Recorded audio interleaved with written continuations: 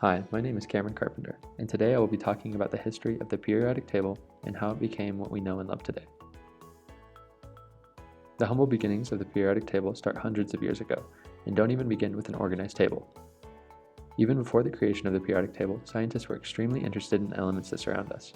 Today, Oxford Dictionary defines an element as each of more than 100 substances that cannot be chemically interconverted or broken down into simpler substances and are primary constituents of matter. Each element is distinguished by its atomic number. The term element was coined by the ancient philosopher Plato. He coined this term from the existing teachings of Aristotle that everything that physically exists is made up of earth, water, fire, air, or any mixture of them. At this point in time, around 300 BCE, the definition of elements that we know was very different. In addition, any other element had yet to be discovered. In the year 1669, a German merchant by the name of HENNIG tried to create a philosopher's stone. Supposedly, this stone could turn any normal metal into gold. After boiling distilled urine, a drop landed on the floor and burst into flames of what he called cold fire. This cold fire was actually the first discovery of the element phosphorus, becoming the first discovery of a new element. Although this was monumental, he kept his discovery a secret. It wasn't until 1680 when ELMER BOYLE rediscovered phosphorus. He rediscovered this element and published it for the world to see. For the first time since Plato's life, scientists began to ask themselves what really defined an element. Boyle then defined an element as those primitive and simple bodies of which then mixed ones are said to be composed, and into which they are ultimately resolved. In 1789, the French chemist Antoine Lavoisier became the first scientist to classify the elements into categories.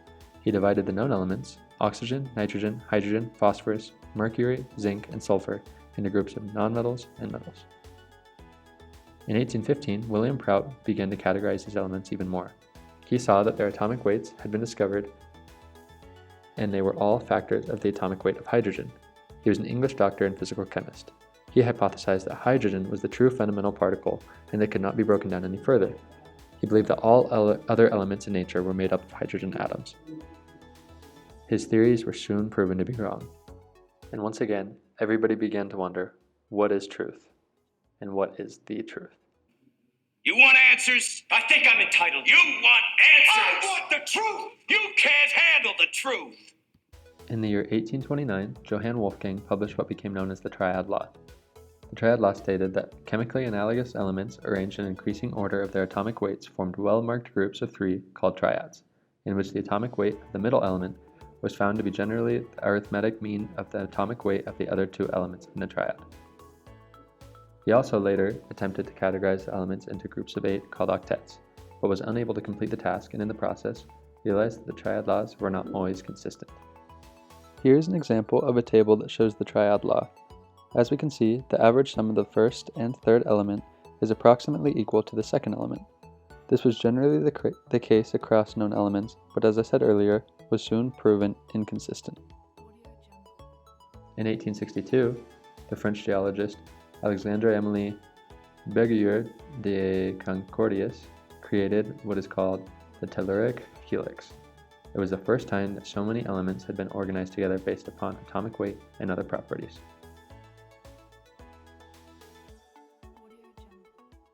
Here we see an example of the telluric helix.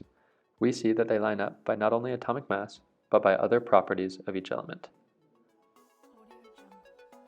Now let's talk about John Newlands and the musical keys. In the year 1864, John Newlands became the first scientist to classify the elements into 8 distinct groups based on a number of classifications. He observed patterns in the physical properties of the elements, specifically in intervals of multiples of 8 based on increasing mass number. He compares this to an octave and the musical notes on a musical scale.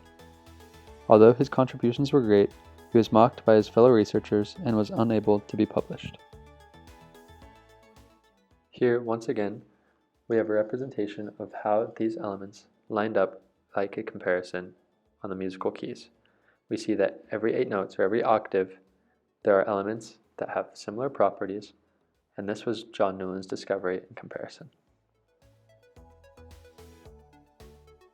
In the year 1864, Lothar Meyer, a German chemist, used the ideas of the chemists before him to publish a periodic table that consisted of 28 elements organized into 6 categories based upon their valence. Until now, All efforts to organize the elements based upon their atomic weight had been inaccurate to a degree. Soon after his death, a draft of an updated periodic table was released. This version contained 55 elements and established the group of alkaline earth metals. As seen in Mayer's periodic table as of 64, we can see that the groups are based upon valence.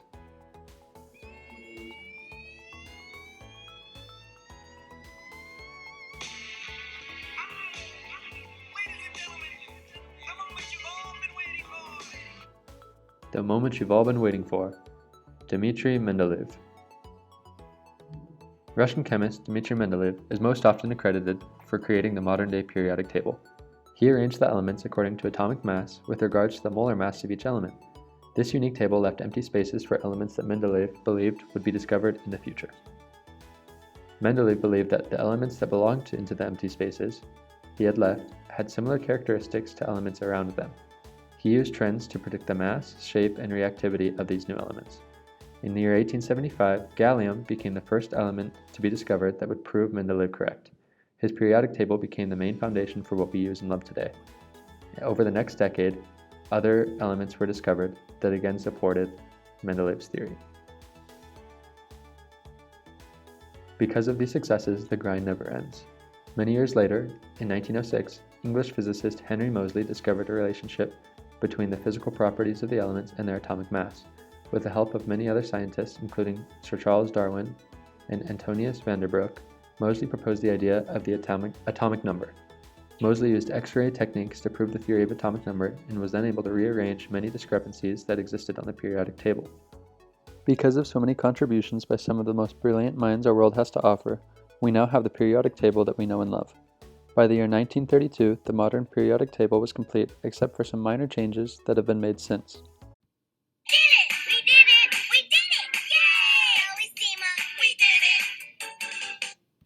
As you can see, the history of the periodic table is rich, and it is very important to know where it comes from so that we can know the blessing it is and how to use it in the future. I hope you enjoyed. Thank you for listening.